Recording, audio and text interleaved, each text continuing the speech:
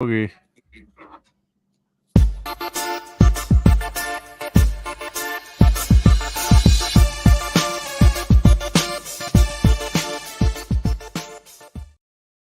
Ladies and gentlemen, welcome into the B Team. We are, of course, live on Jackrabbit Illustrated Facebook and Twitter, as well as the FFN YouTube channel. A big shout out to our title sponsors, Kubota Dealers of South Dakota. 10 locations across this great state. There's bound to be a Kubota dealer near you.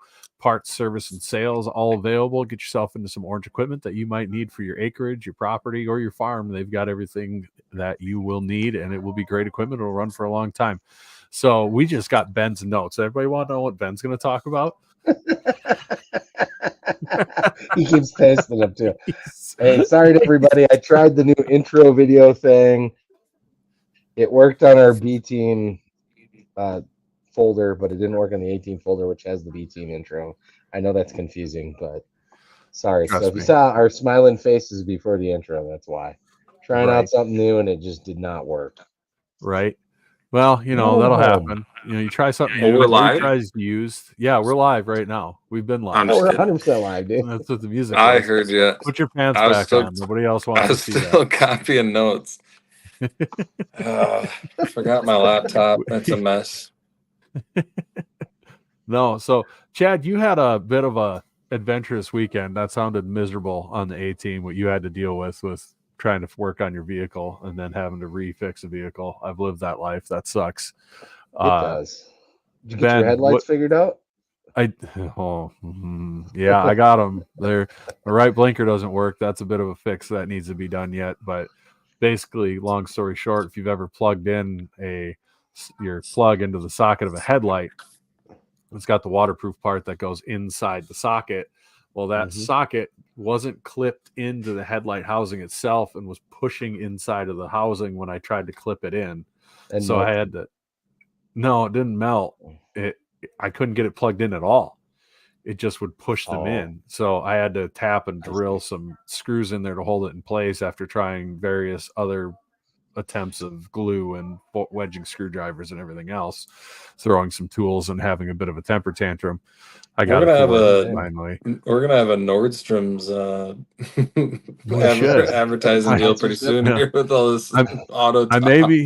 I maybe should have went to Nordstrom's and got some secondhand ones, but these were like half the cost and they look really good. So I'm pretty happy overall with how they look. I'm just not happy that whatever person put that together didn't do it right. So that was a bummer, but no, it looks good. Otherwise, got my side project done in time to catch the whole game. So that was exciting.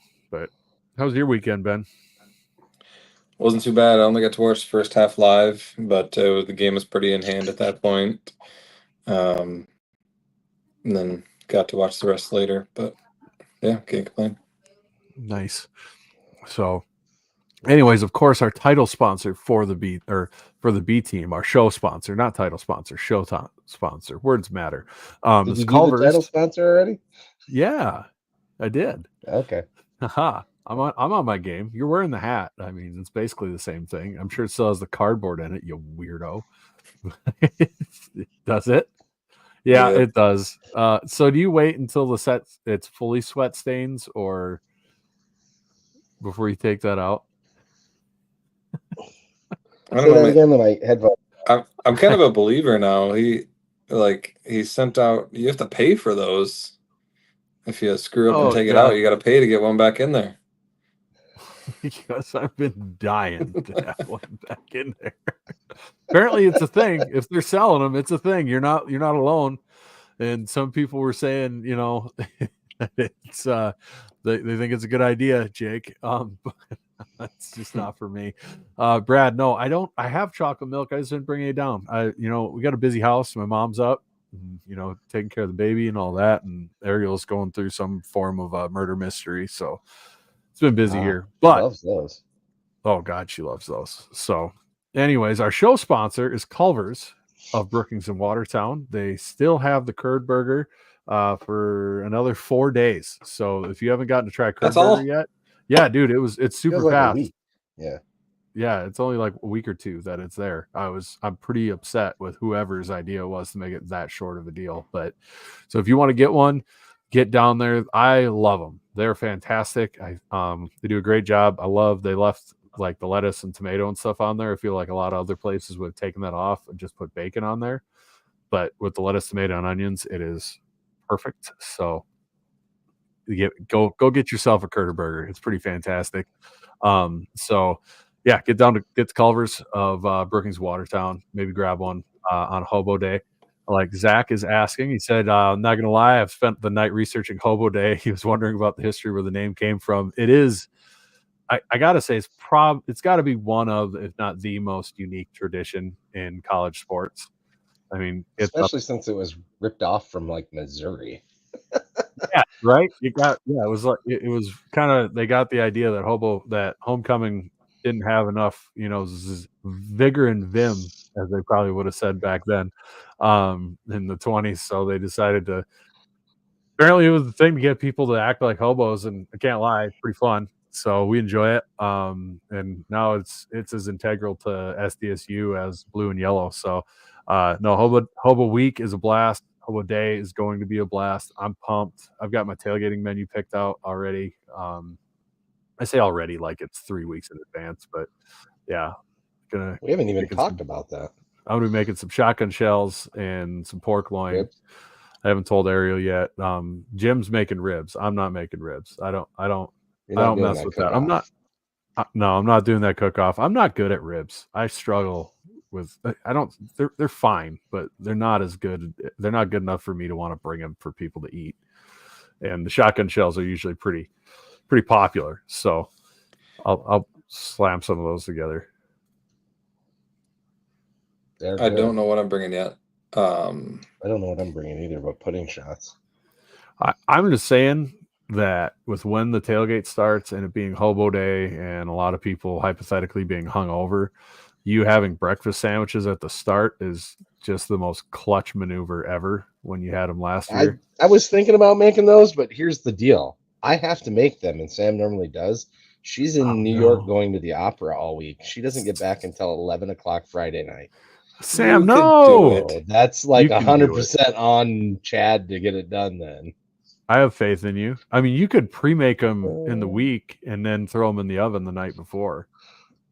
I also am in Rapid City until, late Thursday. Rapid City has refrigerators and grocery stores. I do have a mini fridge in the hotel. You're right. Yeah. Yeah, because a panel fit in that mini fridge in the hotel. But we're all in a good mood because it's Hobo Week and we beat the brakes off of you and I in Cedar Rapids. And what a time to be alive. That was fun.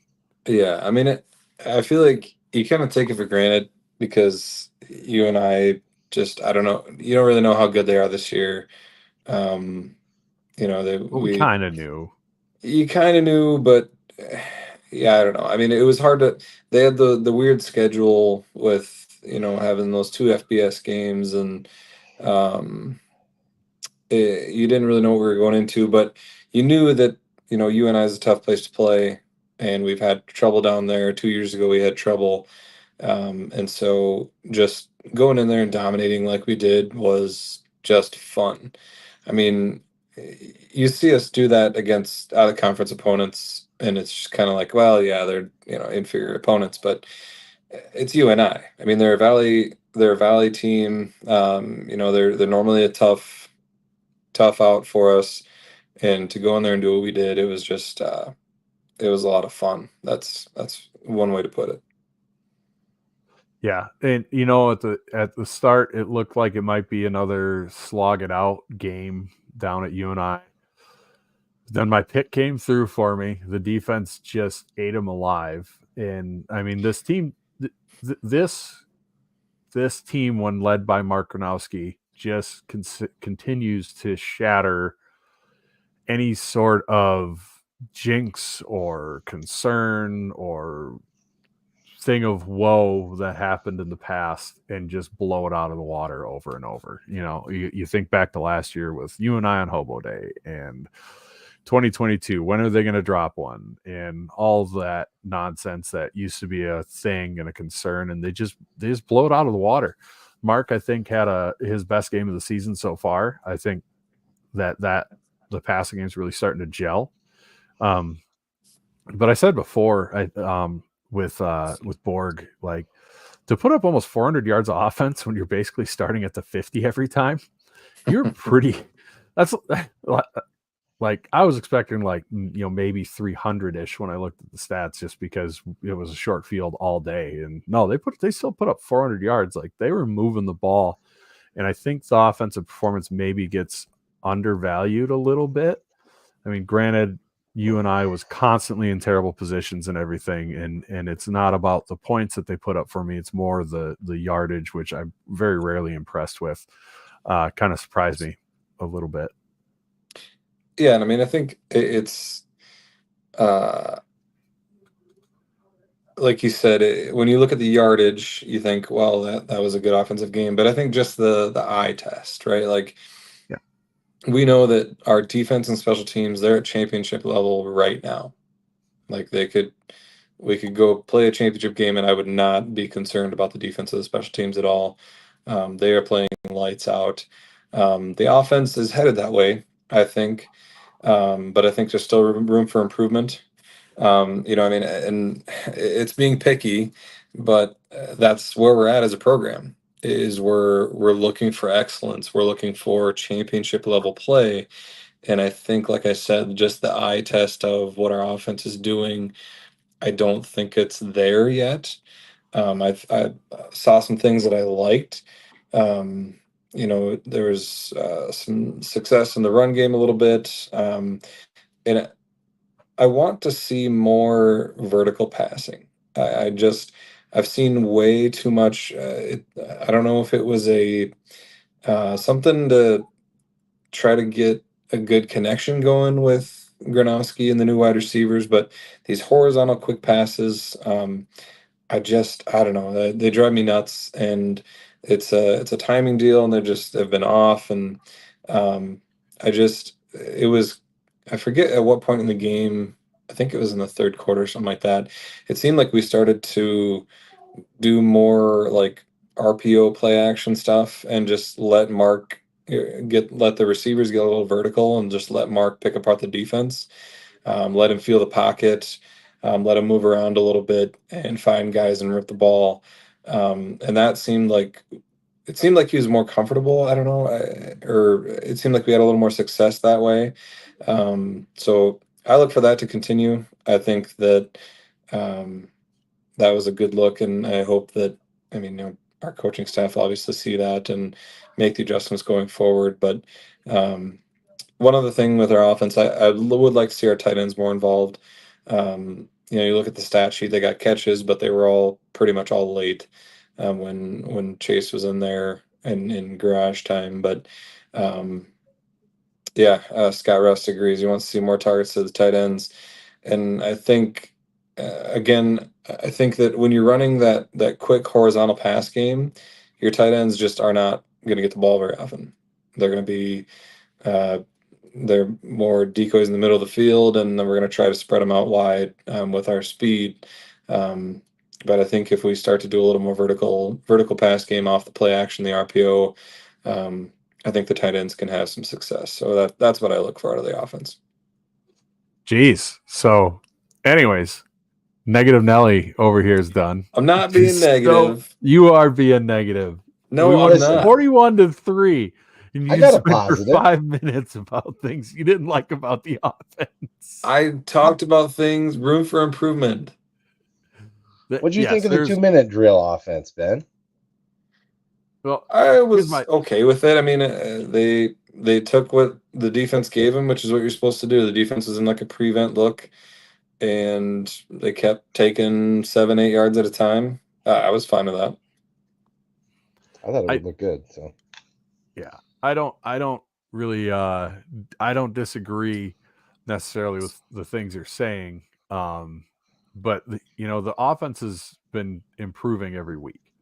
100%. And I think some of it is being measured against the bar of what the offense was last year, and measuring this early in the season compared to that offense, which we talked about all last year. They basically started at game 10 worth of cohesion because they've been together so long. Is a little bit of a unfair maybe measuring stick at this point of the season. Maybe week 8, 9, 10. That's more of that time, I guess. Yeah, and I'm not measure that. I'm not necessarily trying to measure against last year's success. It's more just looking at, like I said, the eye test, things we can work on, things to improve on.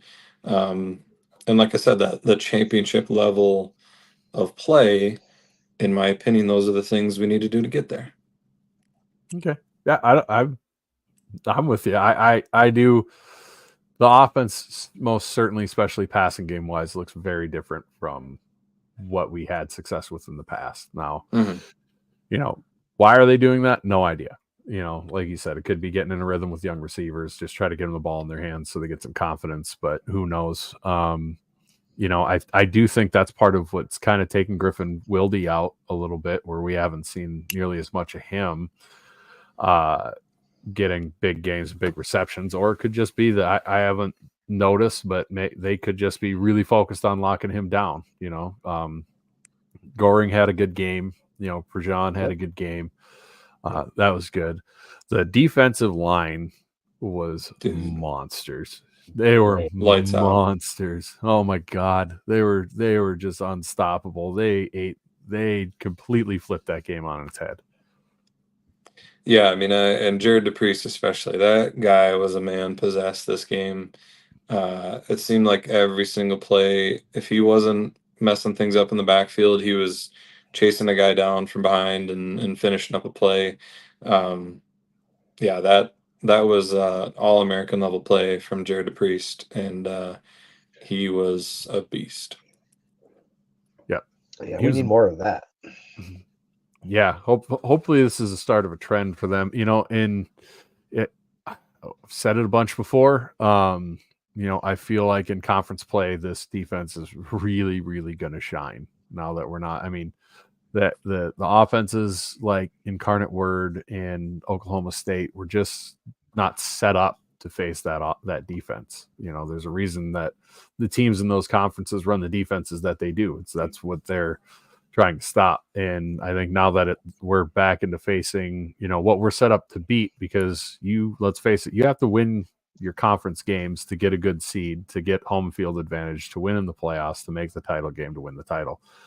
That's what it's all about. And that's what we're set up to do. We built ourselves to beat NDSU. And that's the way we got built. And it's going to really, really shine. It has been shining. The last 3 games, the defense has been just absolutely. You give up 6 points in 3 games. I mean, yeah, I don't care that one is a D2. That's 6 points in 3 games. That's pretty good. Even if UNI is kind of not great this year. But you had a hell of a game for Farley to say. I didn't watch it, but I remember seeing a tweet from, I think, one of the UNI beat guys or writers, that Farley said it was an embarrassing performance. To get Farley to say that in a post-game, goodness, that you had a hell of a day. I mean, to be fair, it was pretty embarrassing for Aiden Dunn, and granted, it was probably part of the defense, getting after him and stuff. But man, he made a couple real bad throws, and they they were sick of it, and they yanked him. I don't know. I would think that they'll probably make a change going forward, but yeah, as far as guys on our defense that are standing out that we haven't mentioned yet, Caleb Francel, I saw him on a lot of plays too, and I feel like he's starting to really feel good again and feel healthy and starting to get a lot of snaps under his belt, and I think he's going to have a really big conference play games coming up here. And the other one that's interesting that we don't hear from much anymore is Dallas Beanham, but I'm pretty sure it's because they just do not want to throw his way. and he's just always got his guy absolutely blanketed. I mean, that's the hallmark of a good cornerback, is that you're not on the stat sheet because they're not throwing your way. Yeah. And so, yeah, to have a player like that, and then, I mean, just the safeties stepping up like they have, and having we found out Cale Reeder's out for the season now. Tucker Large is still coming back from an injury. Hopefully, we can get him back soon. But the way that Durant and Herter have played is just awesome to see, and just a testament to how deep this team is. Yeah, the depth is insane. I mean, the defensive depth especially is shining right now. But and I should have brought this up when we were talking about the offense. The depth at running back. Are you kidding me? Like, yeah. Kirby Truckin' Voorhees has the game he had, and then Angel comes back and just has a monster game himself. It's so exciting and such a luxury. I mean, oh yeah, most teams would kill to have one of those guys, one of those three. Yeah, and we have add all to that three of we've them. got two quarterbacks that can run the ball like a running back. Yeah, right. Yeah, that was cool. I did like what they getting Chase Mason involved. I thought that was I thought he was well used this game. And it was also cool to see him throw some passes in garage time too there. He's got a real interesting delivery though, doesn't he? He's kind of got that quick little sidearm, like baseball shortstop to first base throw. Yeah, he's he'll be interesting to watch going forward. But I was trying to think of who else we need to highlight. Oh yeah, Colin McShane. He got in on that block punt. But man, I was watching him because we keep hearing about how Jimmy keeps talking him up, like he's going to be the next good linebacker for SDSU, and just watching him in mop up time, you can tell that dude's going to be good. Like he's got the build, he's got the speed, he's got the agility. Yeah, kind of excited to see him maybe get some more reps this year or into next year. But just kind of cool to see some of these younger guys starting to shine too along the way. Yeah. Well, and that's what's so fun about a game like this. You get to see the second stringers out, and to do that on the road is awesome.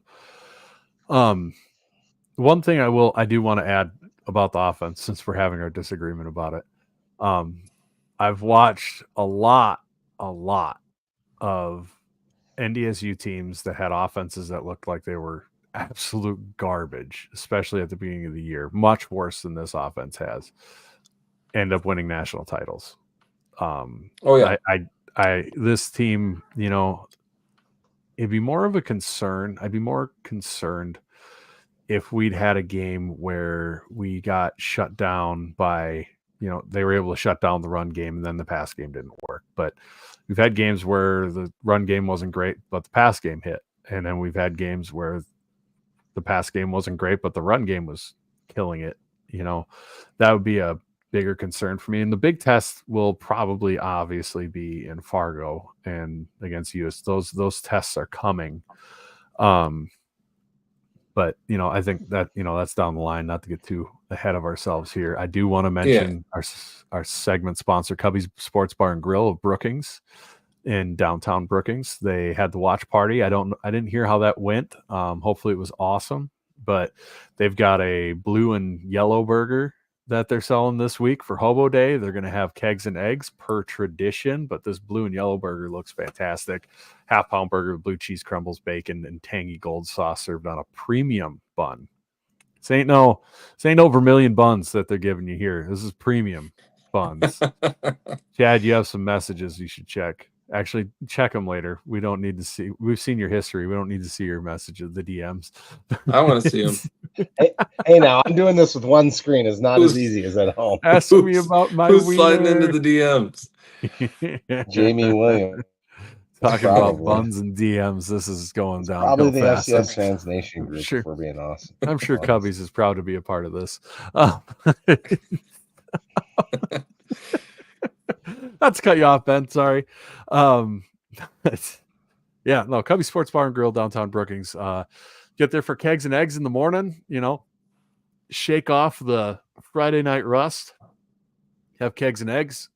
Head down to tailgate and do it up like a pro. Let the wife and kids go watch the parade. Go with them if you must and watch a little bit, and then get back, man the grill, man the beers. Get ready for Hobo Day. Jordan's comment here, 2 starting 11 out, and you don't really notice it. Yeah, again, the depth there is really good, and the O-line's starting to play really well. Just one more note, I have to have a rebuttal on the offensive Here comes Poopy Party. Here comes the Poopy Party. He's Okay. stuck in here, so he's all poopy.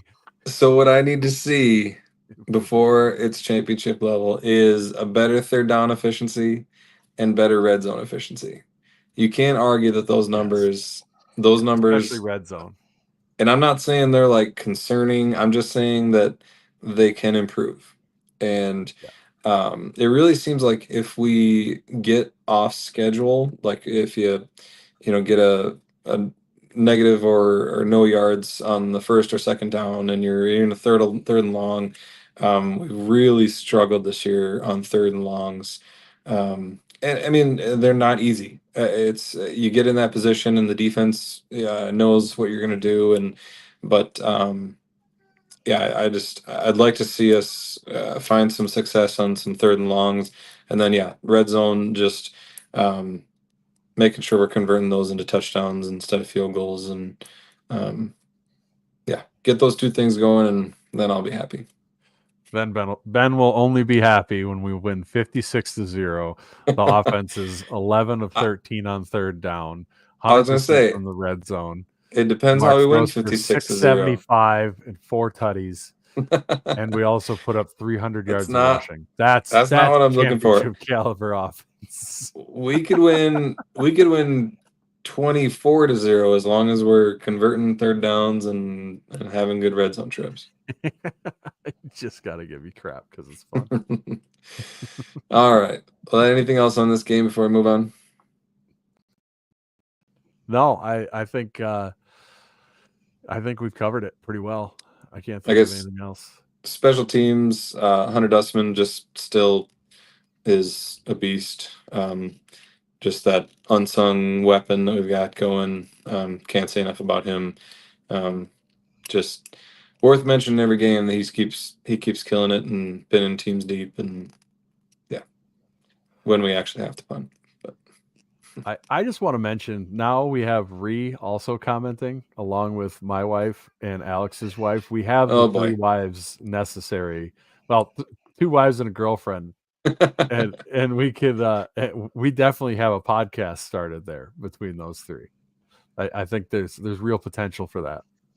Oh yeah, I think there's potential there too. It'd be entertaining. Yeah, they can talk about the things they like for the game and everything. What is this music? What are you doing? It's not watching me. Cops? Is this Chad? Did you find a soundboard and you're making fart noises? Well, it just went along with the party there. Oh my God, it's only 3 minutes too late. I know. It took me a while to find the correct download. Sorry. I'm hampered. I don't even have a mouse. He's limping along out there in Rapid. Moving on. Being the only one who's at home base right now. Yeah, that is weird. Let's just quickly run down either the top 25 or the Valley standings, whatever you got up. Don't pick the wrong tab. Don't pick the wrong one? Yeah. Are you sure? Yeah. All right, we'll pick... hotels are lonely. We all get it. Here. Jesus. What did you say? I was not focused at all. Nothing. I wouldn't worry about it. I can't wait till put it in the chat. I can't wait till we clip that. All right, we got the stats poll here. We've got SDSU sitting at number 1 and NDSU right behind at number 2. Montana State at 3, USD at 4, and then Villanova 5, UC Davis, Idaho, Mercer, UND at 9, and then ACU.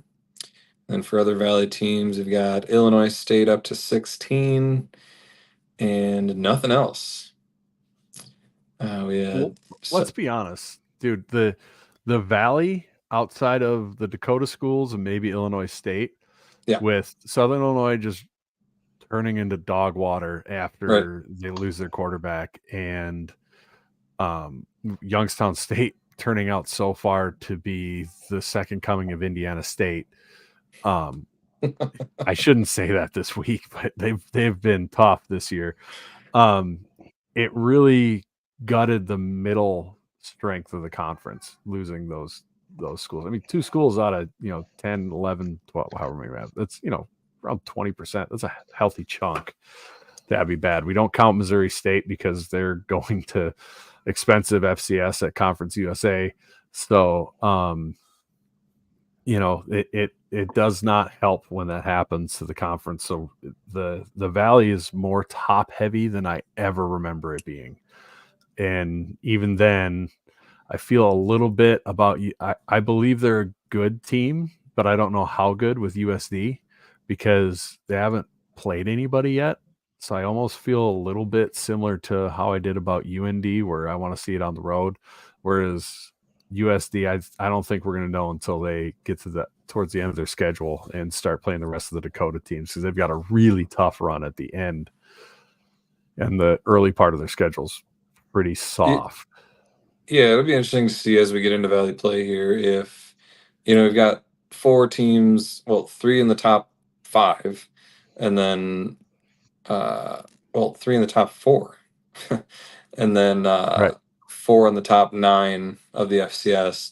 Will that stay true? Will the top of the Valley just beat up on the bottom, or will you see whether it's Missouri State have a good Valley year, or does Southern Illinois bounce back? I don't know. It'll be interesting to see. But Chad's got the Valley standings up here. NDSU and SDSU sitting at 2-0, or excuse me, NDSU and USD sitting at 2-0. SDSU is at 1-0, along with Missouri State. And then you've got Illinois State, UND, Youngstown State, and then I believe it'd be Northern Iowa at 0-1, and Southern Illinois at 0-2, Indiana State at 0-1, Murray State at 0-2. So yeah, I mean it'll be interesting. We could, I think, looking way ahead. I don't think the Valley is looking at any more than 5 teams for sure. And they shouldn't. 5. And if that's what I mean, and if Illinois State, 5. If Illinois State isn't careful, we might only get 4. So, yeah. But then on the same token, there is potential, and I'm curious if it's ever happened before, to have back-to-back in-conference matchups between the number 1 and 2 teams. Hypothetically, say we take care of business this week, and then you take hypothetically again.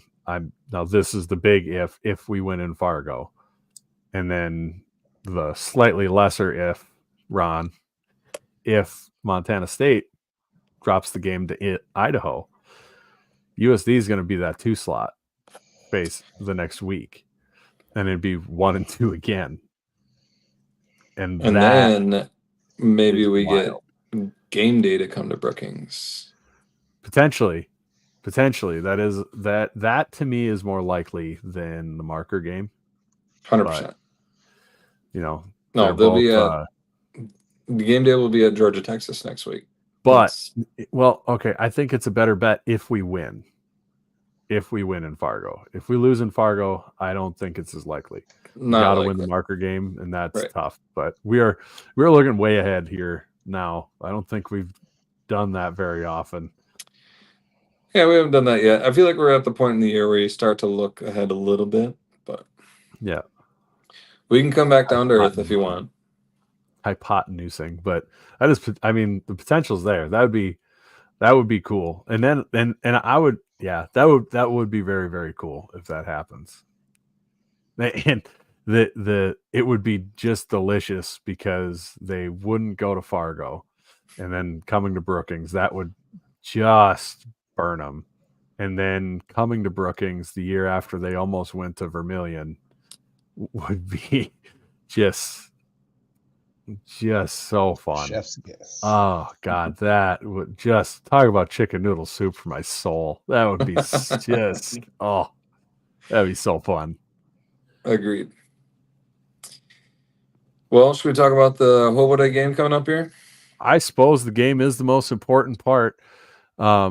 It's fun. I can't get over how fun Jimmy Rogers is on his coach's show. Tyler's show. For real. Yeah, him and Tyler are so fun. But also Gus Miller, we got to get him on the pod, dude. That guy is a character. Okay. He was hysterical on the pod or on the radio show. He was so funny. I want him on here. That dude's got personality for days. And I can't believe he did his mom wrong though with the impression. I listened back because Tyler said something, and I listened back, and it sounded like a Family Guy character. I think it's Brian off a Family Guy. It was so funny. Oh God, he's fantastic. He would be so fun to have on. Yeah, but no, I mean, outside of listening to our stuff, the Jimmy Rogers coaches show that they do at Cubbies every Monday night. They'll do live stream it, I think, on the Jackrabbit Sports Network, I believe. But then it's posted after the fact in podcast form. But yeah, definitely go check that out. But yeah, I mean, Jimmy was Jimmy's thrown shade a couple times. Oh yeah, he was giving Tyler crap about wearing turtlenecks. He was telling Tyler the stats guy was getting all the stats wrong this week. Yeah, Jason Hope. Yeah. He's giving him the business on there. That was hilarious. Oh man, that was a hoot. That was a great one. I really enjoyed that. But like Jimmy said, the game's all that is what matters. We will all have fun at Hobo Day, but you drop this game, now you got a mess. Yeah, so we got Youngstown State coming to town. They've had a rough year. They lost to Duquesne. They barely beat Indiana State. They do have a couple things going for them. They do, and I think what I said about the UNI game last week is true in this one, in that their key to success is muddying up the game and holding on to that ball as long as they can, and doing what UNI didn't do and protecting the ball. I mean, you can't do it. I mean, if you do what UNI did and just keep handing the ball over, you have no chance, obviously. But I think Youngstown State's even to the point where they probably can't even afford to turn the ball over once. They need to basically sit on the ball and try to shorten this game up as much as possible. And they have shown that they can do that. It sounds like their time of possession is usually well over 30 minutes. They're averaging almost 40, or they had a game where they added almost 40. Yeah, I think the average was 36, but yeah. So I mean, they do like to grind it out, and that's the way that an inferior team beats a better team sometimes. And I remember I don't know how many years ago it was, but a really good SDSU team went to Youngstown State, and they grinded out the game against us and had a crazy time of possession, and we just couldn't do anything about it. Granted, I don't see this Youngstown State team doing that to this SDSU team, but I think that's their only way that they would have a chance in this game. Outside of that, they do have a good dual threat quarterback. I forget his name. Beauregard? Is that what it is? Bo Burnham. Brungard. I'm kidding. Brungard. Brungard. There you go, Bo Brungard. He got the most yards out of anyone on the team on the ground, so 520 there. He's a running threat, so it'd be a good challenge for the D line to keep him contained. I'm excited to watch it. It's that's one thing about this D line is they're so athletic. They're just flying around the field. And like I said it in a tweet, DePriest looked like a linebacker out there. He was Yeah. just like he was moving like he's not as big as he is, and we got a lot of guys like that that are just really quick, and so it'll be fun to watch them chase down this quarterback from Youngstown State. Well, with how Youngstown State likes to play, we shouldn't have trouble rotating the defensive line. Yeah, We'll be which able is a to big do that. problem for them.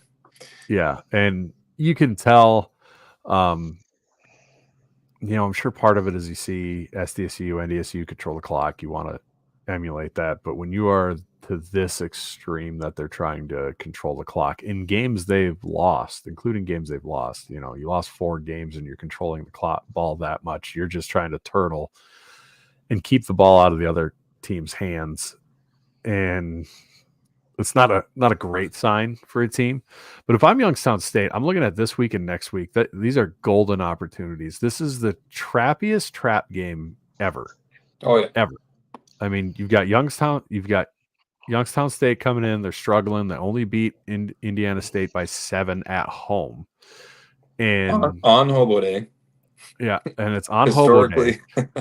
It's off of a great performance against UNI on the road, so the team's feeling good about themselves. And then the net follow-up game is NDSU and then USD, which are the 2 biggest regular season games of the season. I mean, they have the opportunity twice because they play us and then they play USD. So they have the opportunity twice to play spoiler. Plus, their backs are against the wall. They can't lose another game, period. I don't know if that's in your mind when you're 2-4, but I do know that they're going to be gunning for it right now. And that is, you got to jump on them early. I think that's going to be super important in this game. You don't want this to drag out and dangle and let them feel like they have a chance. And then the crowd starts getting that feeling that it gets to it of unease and restlessness. Get up on them early. Let this crowd that's going to be properly tuned up, especially the student section, properly tuned up, really get after a Youngstown State team that's struggling, and it should go well. But if you let them hang around, who knows what can happen. Yeah. Yeah, I mean it's the final tune-up game before NDSU. And like you said, you hate to look ahead, and it's if you still do that too much, it can be a trap game. But it's an opportunity to fine-tune some things. I'd like to see, like I said, I think the biggest thing I'd like to see is early down success. I think we've had too many early down runs that just haven't gone anywhere. And I don't want to single out a group too much, but I think that our tight end blocking can improve. I think we've had some issues there that have stopped some runs from having good success. So I'd like to see some improvement there. Yeah, so if we can get into early down success, get some third and shorts, kind of get some long possessions going, especially against a team like this. A team like this, they want you to have a 3 and out so that they can sit on the ball for another 6 to 7 minutes. And so you really, really got to keep drives going, and then convert it for points once you get in the red zone. Well, and that's where it's going to be so important to be mentally sharp. The team will have to be mentally sharp for this game because you don't want to get behind the sticks because you jumped off sides or something stupid or 100%. Legal substitution, whatever mental errors that happen when you're not really locked in. You would hope that the lesson was learned against Augie, that you can't just roll your helmet out on the field and expect to have a good game. So I think Augie could be Youngstown State, but You're I'm ending up just on saying. a wall. Just gonna. You are. We don't always do bulletin board material, but when we do, we go all out. Jesus Christ. Yeah. Yeah. We should win this game.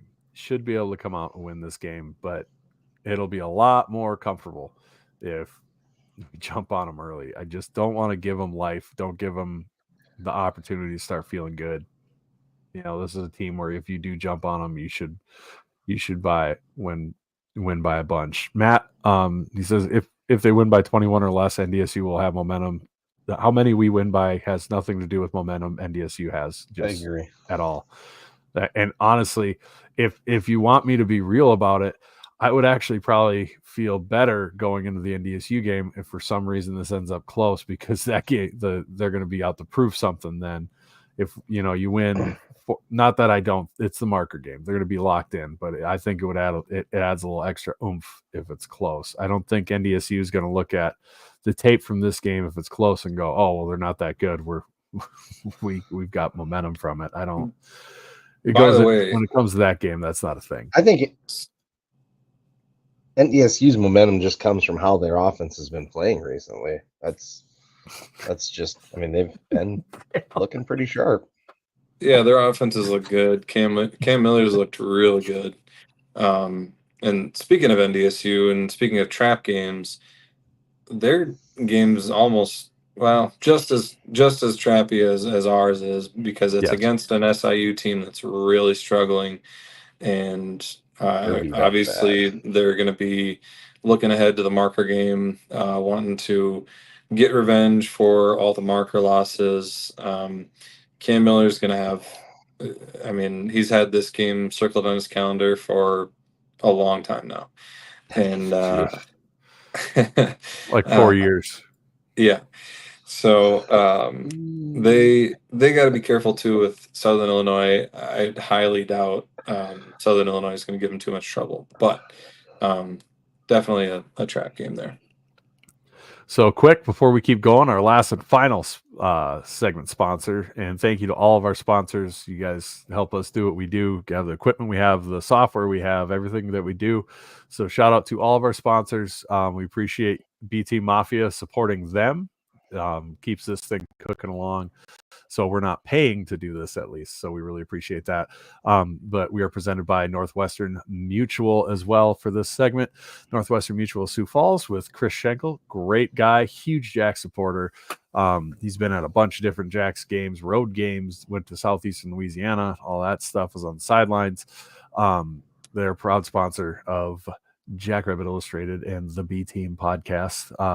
They have all your financial planning needs, life insurance, and everything else. If you haven't done that before, let me just recommend once again, like I do every show, go talk to one of their financial advisors. Get that weight off your shoulders of guessing. It's free. It's not going to cost you anything. They can set you straight, even if you don't know how much you should be putting in. What was that, Ben? Jesus. He's doing his best Michael Jackson moonwalkers. I'm going to screw up this read, he says. Watch this. Woo! Oh my God. What was that? I can do it too. Oh my God. You guys suck. I had to, it was getting cold in here. The AC's right next to me, and it was. We couldn't see that on screen in case you were worried. Financial planning is huge. Go talk to Northwestern Mutual. They also have Alex's Lemonade Stand. I haven't checked the ratings recently, but I know we need to get ourselves in first place. I know the power of BT Mafia. Support Mark on that. Just do the Lemon Top Challenge. It's super easy. Lemon Top Challenge. Come on down to our tailgate. We'll have some lemons. Yep, we'll have some lemons. We'll give you all the correct hashtags and everything else to put on there. You tag Alex's Lemonade Stand, Northwestern Mutual, hashtag GoJacks, and Mark will get the $10 towards his total. It's $10 for a picture. I can't. $10 for a picture with a lemon on your head. I have done goofier stuff for less money for worse reasons, and I guarantee most of our listeners have too. Take a picture with a lemon on your head. Put it on Facebook or Twitter, whatever. Tag Alex's Lemonade Stand, Northwestern Mutual, and then hashtag GoJacks to make sure Mark gets credit for that. So that's all. But that's what I got on that. Come down, like Chad said, come down to the tailgate tent. It's on Google Maps. It's Go Jack's Book Club. You can find us on there. We're not hiding. Chad always wears a big hat. He sticks out. He's a very memorable person. So I'm quiet so as a church mouse.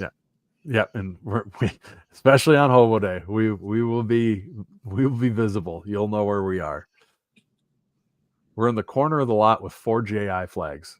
So shout out to Hair Raisers and all those guys. Shout out to Hair Raisers for using clips from Scared Money Don't Make Money. That's just tickles me when they put that on there. It's hilarious. Eric loves that show, so yeah. Oh God, those guys are the best. Phil and Gerlach, you guys rock. That's so fun. If you guys don't check hear out that the Hair on there. Raisers podcast. Yeah, they're very entertaining. We get a kick out of those guys. Tailgate with those guys, and they're a good time. So, anyways, that's enough off topic. Ben has some shit-eating grin on his face. What? I was just reading this comment. Those guys from YSU Football Podcast are just doing it all for the fame and money. Respect to you guys. Just doing it for cheese curds, car washes, Kubota discounts, and all the chicks. And don't forget my Scoopy tokens, like Ben has. That he has not yet given up to you, has he? Yeah. No, and we've eclipsed a year. Does that mean I get to start charging Scoopy token interest on him for this? I will. Okay, I need to get up there and eat a curd burger, and I will also grab Scoopy. Hey, maybe Rhea lives in Brookings. Maybe she can grab me some Scoopy tokens and a curd burger. No, yeah, make her do it for you. You're gonna make her do your work. You're gonna make your girlfriend pay off your bet. I'll pay her for it. You're a bad person. Jeez. Hey, honey, I lost this bet a year ago. You want to go out of your way and pay it off so this guy stops getting on my ass. It's almost like he never goes to see her up there or anything. Right. He's up there all the time. Drive too? Does she pay for dinner? What? No. Apparently, she's literally he's not winning. Hey, I did good in my picks this week. Thank you very much. They've got a helpline. They have a helpline. Did you do better than when she picked for you? Sorry. I did the same, actually. Did you do better than me? The same. I don't believe it's not on the sheet. Sounds made it's up. In there. So you can go like look communist propaganda to me. If you do want to know how he did, you should tune in on Thursday night for Scared Money Don't Make Money with Brendan, Alex, and I, and the Kinkle model, which the Kinkle model, that might need some fine-tuning. Tough year. Alex has been on a heater, and we haven't talked about it. I mean, he started white hot, but I've been slowly gaining on him, so I'm curious. Did he have a good week or a bad week? Not as good as we did. Ooh, you hear them footsteps, Alex? They're coming for you. All right. Brendan might actually make some money on the NDSU game. Oh yeah, should we talk about that now, or should I save that for Scared Money Don't Make Money? I think we can brought it up. Sure. That was amazing. So Ben, before the game, texts in the group chat. He texts, which I appreciate that because you're a man of honor for that. You're not a man of honor for making repay off the Scoopy token bet, but for this bet you were. He texts in the group chat, "Hey, the line went up to 13.5. You still feeling that confident? You want to bet?" I'm like, "Hell yeah, give me. I'll put $20 on it." He paid me before halftime was over. Yeah, that did not go how I expected it would. That was Nate. Like Brendan said, they were out for vengeance. They were out for blood. Yep. And they beat him like a drum. It's never good to be one-dimensional going into Fargo, especially when your closest game in Fargo in the last decade has been 21 points. It's a bad spot to be in the year after you beat him. Right. Yeah, I don't know. I thought UND's offense would do more, and I thought they would be able to stop NDSU a little bit, but I was wrong. You should know better than to go against the spicy meatball of the week. That's true. What was I thinking? You don't doubt that's like you don't doubt the spicy meatball. Right. You can doubt the rest of my picks. A lot of my picks are terrible, but the spicy meatball is pretty successful. Yeah. Put all your money on black.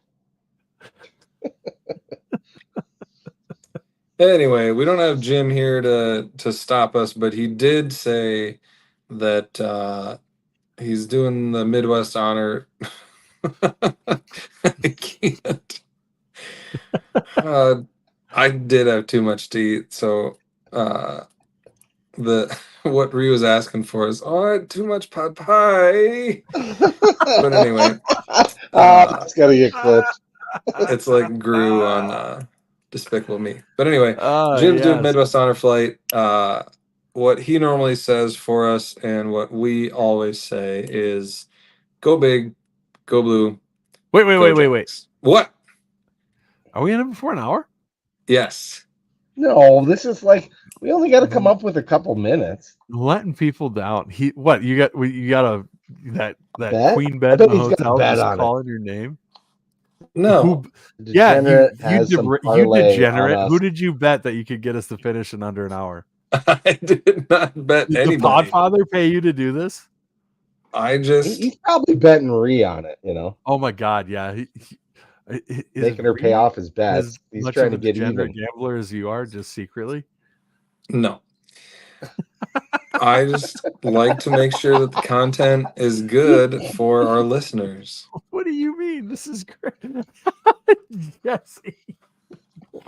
What do we got Some going of on now? Some of our fans say we are cheating on garbage You time. can't cheat. You can't cheat garbage time. Yeah, especially when you're drinking beer. You know, Beer. straight beer. Yes, just beer. That's what's for dinner. Straight off of every movie. Too cheap to pay for it. Copyrights. Ben's just disappointed. Come on, we're almost there. 56 and a half minutes. See, Ariel likes it. She's like, get off of there so you can come take care of Xena. Yeah, pretty much. I should. I think his My mom's here. Yeah. All right, fine. We will. You win. You win. Fine. All right. Go big. Go All right. blue. Go Jacks. Go You Jack. can't do that one. Go big. Do it Go again. blue. Go Jacks. Go Jacks.